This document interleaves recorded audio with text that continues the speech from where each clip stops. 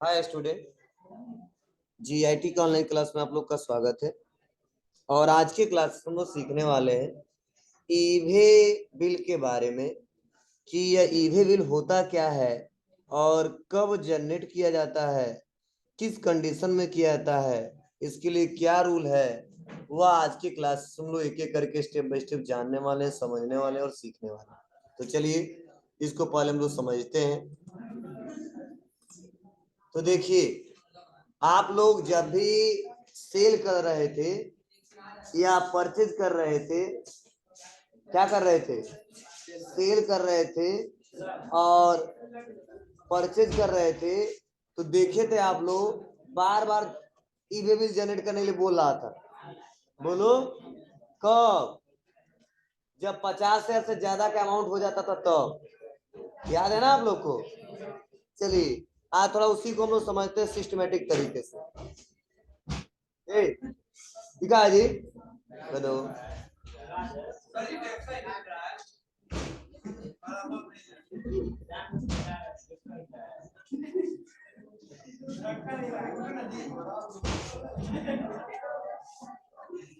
मजा आ रहा है? मारे सही हो जाओगे। बताओ, हिल रहा आराम से बैठो।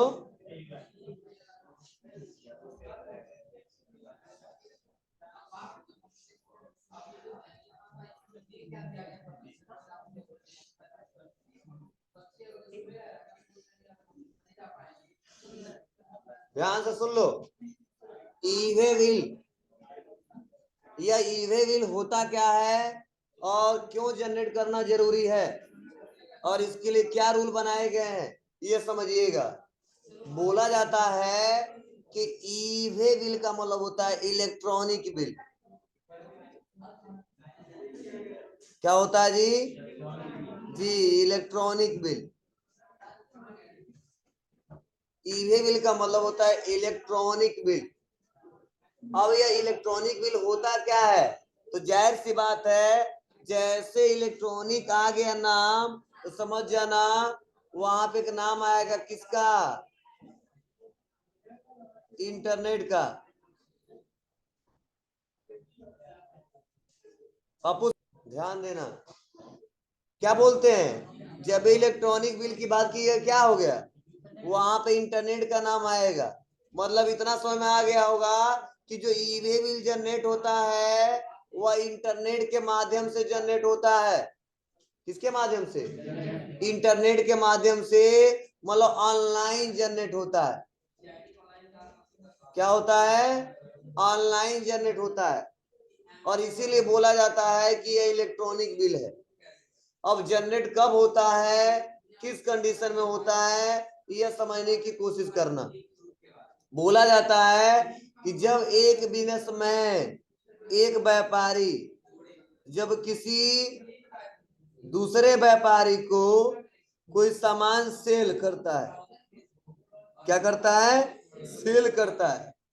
और सेल किया हुआ गुड्स जब ट्रांसपोर्ट, क्या ट्रांसपोर्ट के सहारे जब उसको भेजवाता है, भेजता है कहां से? सपोज मान लो यह व्यापारी है गोरखपुर का और यह व्यापारी है कहाँ का? पडरौना का। ध्यान से सुनना, यह व्यापारी है गोरखपुर का और यह व्यापारी है पडरौना का। मान लो इनके नाम है पीके और सपोज यह है एसके। और समझने की कोशिश करना, एसके ने पीके को सामान सेल किया और कितने का सेल किया? 50,000 या 50,000 से ज्यादा का। और उसको किसी गाड़ी में ट्रांसपोर्ट के सहारे एक जगह से दूसरे जगह जब भेजवाते हैं तो वहां रूल बनाया गया है गवर्नमेंट के द्वारा कि बाबू वहां पे ईवे बिल जनरेट होना चाहिए। क्या होना चाहिए? वहां पे ईवे बिल जनरेट होना चाहिए। मतलब अगर कोई पूछता है तो बताओगे ईवे बिल का मतलब होता है इलेक्ट्रॉनिक बिल। जब हम लोग 50,000 से ज्यादा का माल एक जगह से दूसरे जगह भिजवाते हैं, ठीक है, ट्रांसपोर्ट के सहारे, ठीक है, तो वहां पे ईवे बिल जनरेट करना जरूरी होता है। और ईवे बिल जनरेट कैसे होता है? तो ऑनलाइन जनरेट होता है। और ऑनलाइन कहाँ पे जनरेट होता है? तो जीएसटी के पोर्टल पे होता है। जीएसटी के किस पे होता है? पोर्टल पे होता है, जो जीएसटी का मेन पोर्टल है। मतलब इसमें ऑफलाइन का कोई मतलब नहीं है। ऑफलाइन रिकॉर्ड बता देंगे अलग बात है, लेकिन जो जनरेट होगा, गवर्नमेंट जो मान्य करेगा, वो कौन करेगा? जी, जीएसटी का पोर्टल वाला मान्य करेगा। और अब होता क्या है, इतना तो आपको क्लियर हुआ कि क्यों 50,000 से ज्यादा आ रहा था तो यस नो कह रहा था, ठीक है, और 50 से कम आ रहा था तो यस नो नहीं आ रहा था।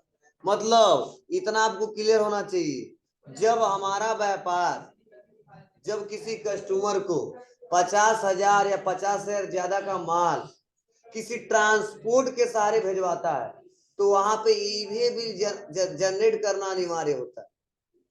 ईवे बिल जनरेट करना अनिवार्य होता है। अब कहोगे सर अगर ईवे बिल जनरेट ना कर दे और केवल कंप्यूटर से सेल का इनवाइस प्रिंट करके 50,000 वाला दे दे तो क्या होगा? गवर्नमेंट कहता हम इसको नहीं मानेंगे। गवर्नमेंट कहता है इसको नहीं मानेंगे। बाबू, तुम्हारा जीएसटी नंबर हमने दिया है ना, उस जीएसटी नंबर से आप क्या करो, ईवे बिल वाले पोर्टल पे आओ। और ईवे बिल वाले पोर्टल पे आने के बाद से आप वहां पे एक यूजर आईडी और पासवर्ड बनाओ। क्या बनाओ? पासवर्ड बनाओ। और उस यूजर आईडी और पासवर्ड से लॉगिन करो। क्या करो? लॉगिन करो। और लॉगिन करने के बाद से बताओ कि वो सामान किसको सेल कर रहे हो और कहाँ भेजवा रहे हो और कितने रुपए का बेचे हो, ठीक है, क्या क्या बेचे हो, कितना टैक्स है, टोटल कितने रुपए का बेचे हो, सारा डिटेल जो भी जनरेट होगा सब ऑनलाइन होगा, ठीक है, सब ऑनलाइन रिकॉर्ड करें। कोई ऑफलाइन से काम नहीं चलने वाला। अब कहो सर ना करे तो क्या दिक्कत होगी? दिक्कत यही होगी, जब वो ट्रांसपोर्ट वाला गोरखपुर से जैसे पडरौना की तरफ बढ़ेगा, रास्ते में सेल टैक्स वाले रोक देंगे। रास्ते में क्या होगा? सेल टैक्स वाले रोक देंगे। जो गवर्नमेंट के डिपार्टमेंट है इस टैक्स से रिलेटेड रोक देगा। आपको ये कैसे रोक देगा? ऐसा तो हम कभी देखे नहीं है। जाहिर सी बात है, चोरी हमेशा नहीं पकड़ी जाती, कभी कभी पकड़ी जाती है, ठीक है। 2 बार भिजवाया नहीं कोई रोका, तीसरा बार रोक सकता है, समझे ना? ठीक है, 4 बार हम टिकट कटवा के नहीं जा रहे हैं, ठीक है, तो कोई बात नहीं है। और एक दिन ऐसा हुआ है कि टिकट नहीं कटवाए, टीटी वाला आके पकड़ लिया, तो दिक्कत हो जाएगी। या 5 दिन टिकट कटवाए, अब बीच में 2 दिन नहीं कटवा रहे हैं, जिस दिन नहीं कटवा रहे उसी दिन पकड़े जाएंगे, तो अलग अलग बात है। मतलब ये चेकिंग हमेशा नहीं होता है, जब हो जाता है तो पकड़े जाते हैं लोग, और जब पकड़े जाते हैं तो दिक्कत हो जाती है, ठीक है। तो वहां पे गाड़ी भी जाता है, सामान भी जब्त होता है, जुर्माना भी लगता है बहुत सारे, 1 रुपया के देने के चलते कई रुपया देना पड़ता है। तो जब देखो, जब हमारा जीएसटी नंबर भी मेरे पास है, जब मेरे पास यूजर आईडी पासवर्ड भी है, जब हम सही माल भेजवा रहे हैं ट्रांसपोर्ट के सहारे, ट्रांसपोर्टर से भेजवा रहे हैं, तो डर किस बात की है? बस इंटरनेट पे जाइए और एक ईवे बिल बनाइए और क्या कर दीजिए, उस ट्रांसपोर्टर को दे दीजिए। जैसे सेल टैक्स वाला आएगा, वो ट्रांसपोर्टर को पन्ना दे देगा। वो पन्ना क्या करे, उस पे क्यूआर कोड रहेगा, उसे स्कैन करेगा, स्कैन करके तुरंत डिटेल बता दे, उसको संतुष्टि मिल जाएगी। अब सर क्यों ऐसा जरूरी होता है? क्योंकि इसीलिए जरूरी होता है, आप लोग जानते हो ना कि अगर ट्रांसपोर्ट से कोई माल भेजवा रहे हैं, किससे? ट्रांसपोर्ट से, तो व्यापारी बहुत चालाक होते हैं। उस गाड़ी में माल लदा हुआ है 2 लाख रुपया का, वो बताएगा सामान है 1 लाख रुपए का। कितने का लदा हुआ है? 2 लाख का, वो बताएगा 1 लाख का। तो होगा क्या? मतलब खरीदने वाला जानता है और उस सामान को बस बेचने वाला जानता है कि कितने का सामान है, और अपने में थोड़ा बहुत बांट लेते हैं टैक्स सब। लेकिन अब गवर्नमेंट कहता बाबू जितने लाख रुपए का माल है अगर उसमें से एक भी रुपया छुपाते हो और जिस दिन में ट्रक रुकवा के वो ट्रांसपोर्ट गाड़ी रुकवा के चेक कर दिया और उससे ज्यादा का सामान निकल गया तो दिक्कत हो जाए। ठीक है, तो आप क्या बनाना, ईवे बिल जनरेट करना। और जब ईमेल भी बनाओगे तो इलेक्ट्रॉनिक जब बनाओगे तो गलती नहीं कर सकते, और जब गलती करोगे तो पकड़े जाओगे तो और जुर्माना। ठीक है, तो इसके चलते क्या है, लोगों को ईवे बिल जनरेट करना जरूरी होता है, नहीं करेंगे तो दिक्कत हो सकती है। दिक्कत होती क्या थी, तो देखो ये बहुत चालाक होते थे, जो बेचता था वह और जो खरीदता था वह। क्या होता था, कहता चलो हम बेच रहे आपको 2 लाख का, ये हम दिखाएंगे 1.5 लाख। ठीक है, थोड़ा बहुत तुमको फायदा हम करा देंगे, थोड़ा बहुत मेरा फायदा हो जाएगा बाबू, गवर्नमेंट नहीं जानेगा। पहले ही दिक्कतें होती थी, लेकिन आज ऐसा नहीं है। बैठ जाओ। आज ऐसा नहीं है। आज कैसा है, अरे जगह है तो दिख ही नहीं रहा है। बाहर से आने दिखता नहीं। चलो समझ बात है आपको ना। अब सवाल यह कि सर ये ईवी बिल जनरेट कौन करेगा, ये भी तो है, ये ईवी बिल जनरेट कौन करेगा, तो ये भी समझिएगा। जो ईवी बिल है, जो ईवी बिल है, यह गवर्नमेंट ने जनरेट करने का रूल बनाया है।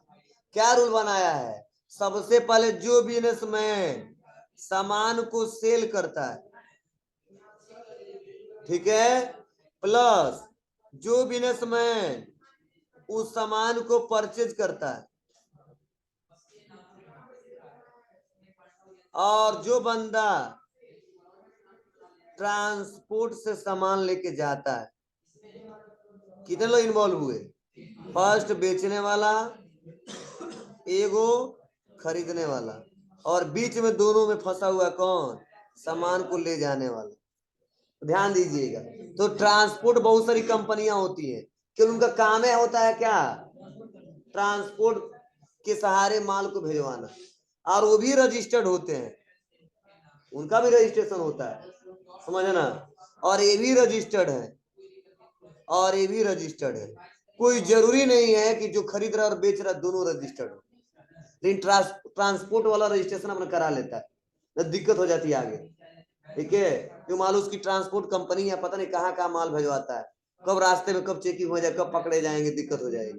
तो इसके लिए लाइसेंस लेना पड़ेगा गवर्नमेंट से। अब देखो होता क्या है, गवर्नमेंट कहता है जो ईवे बिल जनरेट करोगे, ठीक है, जो ईवे बिल बनाओगे ऑनलाइन, इसके लिए गवर्नमेंट कहता है देखो ऐसा जरूरी नहीं है कि जो सामान बेचेगा वही जनरेट करेगा। ठीक है, कोई जरूरी नहीं है जो सामान लेके जाएगा वही जनरेट करेगा, कोई जरूरी नहीं है जो सामान परचेज करेगा वही जनरेट करेगा। मतलब गवर्नमेंट ने ऐसा परमिशन दे दिया है कि अगर जो सामान बेच रहा बहुत बिजी है वह, और उसके पास टाइम नहीं मिल पा रहा ईवी बिल जनरेट करने का, कोई बात नहीं है, ईवी बिल नहीं जनरेट करेगा तो भी चलेगा। अब कहोगे चलो जो सामान खरीद रहा है वह खाली है, वह जनरेट कर सकता है, लेकिन ये भी बहुत बिजी है, ये भी जनरेट नहीं करता है, तो बोला जाता कोई बात नहीं, जो सामान लेके जाता है वह ईवी बिल जनरेट कर सकता है। लेकिन अब कहो सर इनके पास भी टाइम नहीं है, इनके पास भी टाइम नहीं है, इनके पास भी टाइम नहीं है, तब तो गवर्नमेंट कहता है उससे मुझे मतलब नहीं, कैसे भी टाइम निकालिए। ये रूल है कि तीनों में से कोई एक ईवी बिल जनरेट करेगा। कौन करेगा, या तो सप्लायर करे, या तो कस्टमर करे, या तो ट्रांसपोर्ट वाला करे। ठीक है, तीनों में से कोई एक करेगा। आपको सर तीनों जनरेट कर दे तो ऐसा होगा ही नहीं। आपको सर क्यों, क्योंकि जब ईवे बिल जनरेट किया जाएगा इन तीनों के बीच कम्युनिकेशन होगा, बातचीत होगा कि बाबू तुम, मैं नहीं करूंगा तुम कर देना, ये कहेंगे तुम नहीं मैं कर दूंगा, या कहेंगे हम दोनों नहीं करेंगे तुम कर देना। मतलब बिना कम्युनिकेशन किए अपने आप अपने मनमानी ईवे बिल जनरेट नहीं करेंगे, ना शौक नहीं, लोगों के पास टाइम नहीं कि तीनों लोग जनरेट करेंगे। ठीक है, तो आपस में फोन से बतिया लेंगे, या मैसेज से बतिया लेंगे, या वीडियो कॉल से बतिया लेंगे, मतलब कैसे भी कम्युनिकेशन कर लेंगे, और डन हो जाएगा कि ईवे बिल जनरेट कौन करने वाला है। ठीक है, क्योंकि इसमें तीनों लोगों का खतरा है। अब कोई कैसे, क्योंकि तीनों में से कोई एक नहीं बनाएगा तो दिक्कत क्या होगी, अगर ये नहीं बना के भेजते हैं तो दिक्कत ये होगी माल इनका पकड़ा जाएगा, समझे, और ये भी नहीं बनाते हैं तो इनके पास भी आ रहा है तो इनका भी लेट होगा। आज जब यह नहीं बनाते हैं तो सामान रास्ते में रुक जाएगा, उनका गाड़ी फिर से दूसरा सामान लाद के नहीं लेके जाएंगे। तो रिस्क तो तीनों लोगों के लिए है, इसीलिए बोला जाता है कि तीनों में से कोई एक बना ले बाबू, ठीक है, और तीनों में से कोई एक बना के ही लेके जाता है। हाँ, यह किसके लिए रूल है? एक जगह से सामान को दूसरी जगह भेजने समय, सोर्स से डेस्टिनेशन, किस सोर्स से किस डेस्टिनेशन में भेजना है। और ऐसा अक्सर हमेशा होता है। गवर्नमेंट ने पहले ऐसा रूल नहीं बनाया था, मनमानी लोग करते थे, लेकिन आज ऐसा नहीं है। अगर आप लोग क्या करो, अगर अपना ही घर में कोई सामान रखे हो और उसको 2 लाख रुपए का है और आज पडरौना में रहते हो और कल चले जाओ गोरखपुर में, अगर रास्ते में ट्रांसपोर्ट का सहारा लेके गाड़ी से माल लेके जाते हो ना, तभी रोक सकते हैं सब इस सामान कहाँ जा रहा है, ठीक है ना। तो एक आम यूजर भी क्या करता है, ईवे बिल जनरेट कर सकता है। उसके लिए खुद उसका यूजर आईडी और पासवर्ड बनाना पड़ेगा, लेकिन अक्सर ऐसा लोग करते नहीं है। वो अपना प्रूफ दिखा देंगे कि सर हमारा ट्रांसफर पहले पड़ौना में था, अब हो गया कहाँ, गोरखपुर, इसलिए हम अपना सामान सब लदवा उदवा के यहाँ पर लेके आ रहे हैं। ठीक है, हम व्यापारी नहीं है, सामान बेचते खरीदे नहीं है। तो वहां पे सेल टैक्स वाले समझ जाते हैं, जो डिपार्टमेंट जो पकड़ता है वो समझ जाता है, कोई दिक्कत नहीं होती है। प्रूफ दिलवा देते हैं लोग, आइडेंटिटी से दिलवा दें या लेटर से दिलवा दें या किसी से भी दिखवा देते हैं, मान जाते हैं। लेकिन अगर वो सामान खरीदने और बेचने वाला है तो हमें मानने की बात नहीं है, वहां पे तो प्रूफ चाहिए और पूरा डिटेल में चाहिए। अगर नहीं मिलेगा तो रोका जा सकता है, दोनों व्यापारी को आना पड़ेगा, दिक्कत हो सकती है। हमारी बात है ना। तो पहले, अब कहोगे सर क्यों ऐसा होता था, रीजन क्या था, ध्यान देना, मैंने बोला ना, यह जो व्यापारी था और पडरौना वाला व्यापारी था आपस में ही कम्युनिकेशन कर लेते थे और टैक्स की चोरी कर लेते थे, बहुत ज्यादा चोरी हो जाता था। लेकिन आज ऐसा नहीं है, क्योंकि इनको भी सही डिटेल बताना है, इनको भी सही डिटेल बताना है। अगर गलती से सही डिटेल ईवे बिल पे नहीं बताते हैं तो दिक्कत क्या होगी, अगर उस गाड़ी को रोक के एक बार चेक कर लिया जाएगा कितने का सामान है, उसको डाउट लगेगा, अगर पकड़ा जाता तो बहुत ज्यादा नुकसान होगा, ठीक है।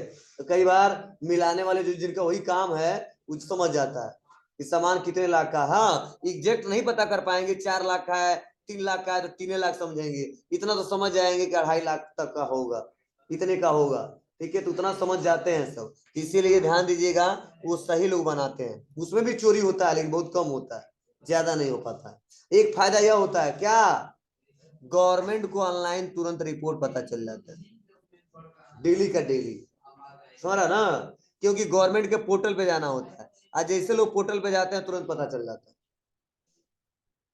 बात हमारी आपको क्लियर है, बोलो।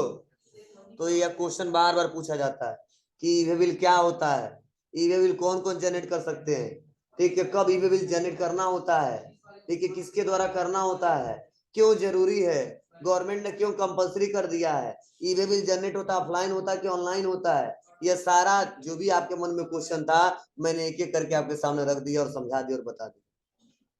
क्लियर है, चलिए अब थोड़ा सा लिखिए इसके बारे में, नोट्स में दिया नहीं।